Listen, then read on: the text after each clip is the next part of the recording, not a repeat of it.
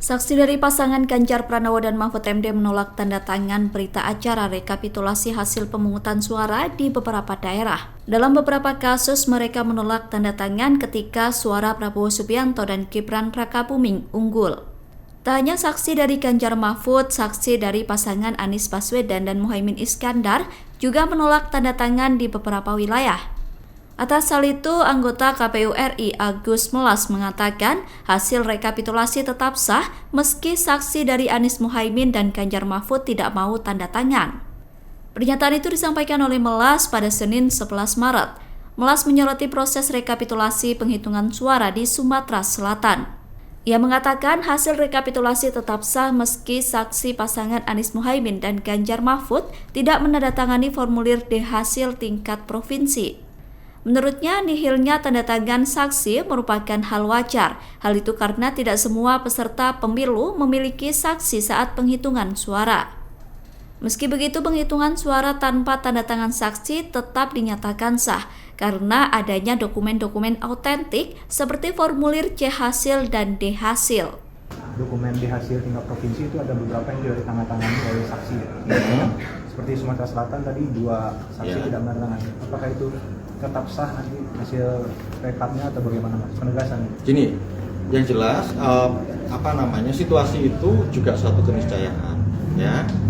Dan kemudian yang pasti pleno rekapitulasi di tingkat nasional itu juga salah satunya pasti akan juga menelusuri itu mengapa. Dan itu terjadi.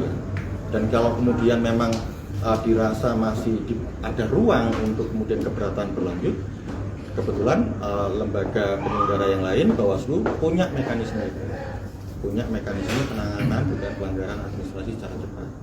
Dan itu kemudian kan kita bisa perhatikan tadi di forum, tentu itu nanti akan masuk ke wilayahnya Bawaslu. Tapi yang jelas di banyak hal kan juga memang ada juga yang tidak menandatangani segala macam, atau misalnya saksinya memang kebetulan tidak ada.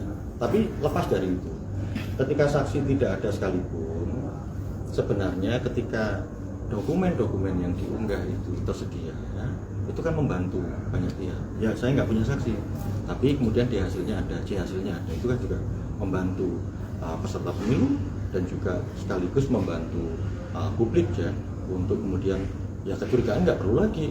Ada curiga boleh aja, tapi kalau ada masalah diungkap, di disclosure sama kita sampai dalam, bahkan sampai tingkat TPS. Tetapi kan ada syaratnya. Tentu yang manifest, ya, yang konkret. Berdasarkan laporan yang diterima saksi, ini ada putusan Bawaslu begini. Nah, dari dasar itu kan ketahuan.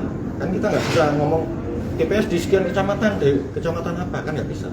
Kita ngomong TPS nomor sekian di desa kelurahan ini, kecamatan ini, kabupaten ini, untuk pemilu yang mana, nah itu kita bisa masuk. Artinya tetap sah ya masih walaupun ada saksi yang tidak tantangan. Iya, tetap sah ya. Iya. Download Tribun X sekarang. Menghadirkan lokal menjadi Indonesia.